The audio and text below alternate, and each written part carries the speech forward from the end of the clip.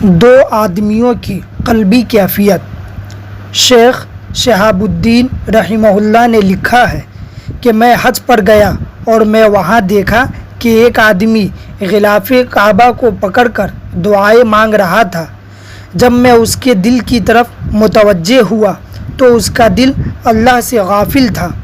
وہ اس لیے کہ اس کے ساتھ کچھ اور لوگ بھی حج پر آئے ہوئے تھے۔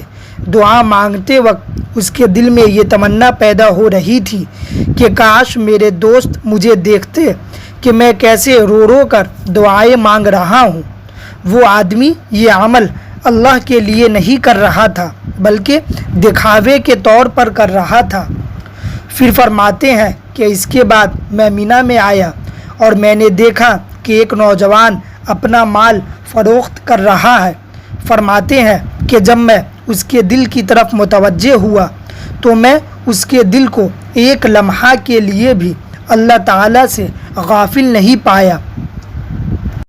اس کے بعد فرمانے لگے کہ یہی مقصود زندگی ہے کہ ہم اپنے کاروبار میں ہوں یا جہاں کہیں بھی رہیں، ہمارا دل ہر وقت اللہ رب العزت کی یاد میں لگا ہوا ہونا چاہیے۔ یہی اصل زندگی اور یہی زندگی کا مقصد ہے۔ اسی طرح ایک شخص حسن بصری رحمہ اللہ کے پاس آیا اور کہنے لگا، حضرت پتہ نہیں ہمیں کیا ہو گیا ہے، ہمارے دل تو شاید سو گئے ہیں۔ حضرت نے پوچھا وہ کیسے؟ تو اس شخص نے کہا، آپ وعظ فرماتے ہیں، قرآن اور حدیث بیان کرتے ہیں، مگر ہمارے دلوں پر اثر نہیں ہوتا، یوں لگتا ہے کہ ہمارے دل سو گئے ہیں۔ حضرت نے فرمایا، بھائی اگر حال یہ ہے تو پھر یہ نہ کہو کہ دل سو گئے ہیں بلکہ یوں کہو کہ ہمارے دل مر گئے ہیں۔ اس نے کہا، حضرت دل مر کیسے گئے؟ فرمایا، بھائی جو سویا ہوا ہو اسے جھنجھوڑا جائے تو وہ جاگ اٹھتا ہے، اور جو جھنجھوڑنے سے بھی نہ جاگے تو وہ سویا ہوا نہیں بلکہ وہ تو مرا ہوا ہے۔ قرآن اور حدیث جسے سنائی جائے، جسے نصیحت کی جائے، اور اگر وہ پھر بھی نہ جاگے تو وہ سویا ہوا نہیں بلکہ وہ مرا ہوا ہے، اور یہی مردے ہونے کی پہچان ہے۔ اسی طرح اگر کوئی صاحب یہ پوچھے کہ اللہ والے اللہ کی یاد سے ایک لمحہ کے لیے بھی غافل نہیں ہوتے، اس کی وضاحت کریں، تو اس کے جواب کے لیے ایک مثال میں عرض کر دیتا ہوں۔ فرض کریں کہ آپ کے بھائی کو کوئی انٹرویو کے لیے جانا ہے اور اسے نوکری کے لیے بلایا جائے، تو جیسے ہی پتہ چلے گا سب گھر والے بیٹھ کر مشورہ کرنے لگیں گے اور کہنے لگیں گے اور کہتے ہیں کہ جب آپ سے یہ پوچھیں تو یہ جواب دینا، جب یہ پوچھیں تو یہ کہنا۔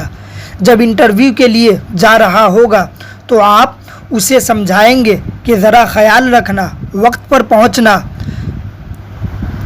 اب وہ تو انٹرویو دینے کے لیے چلا جائے گا، لیکن آپ بھی اپنے دفتر جا رہے ہوں گے اور اپنے بھائی کے لیے دعائیں بھی کر رہے ہوں گے کہ میرا بھائی ٹھیک ٹھیک جواب دے دے۔ یوں آپ کا دل ہر وقت دفتر میں اٹکا ہوا نہیں ہوگا بلکہ آپ کا دل اپنے بھائی کے انٹرویو پر اٹکا ہوا ہوگا کہ پتہ نہیں کیا سوال و جواب ہوگا اور میرا بھائی اس کا جواب دے سکے گا بھی یا نہیں۔ آپ دفتر پہنچ جائیں گے مگر دل میں یہی خیال چھایا رہے گا۔ بالآخر آپ تو سوچیں گے کہ اب ٹائم ہو گیا ہے، میرا بھائی گھر پہنچ گیا ہوگا۔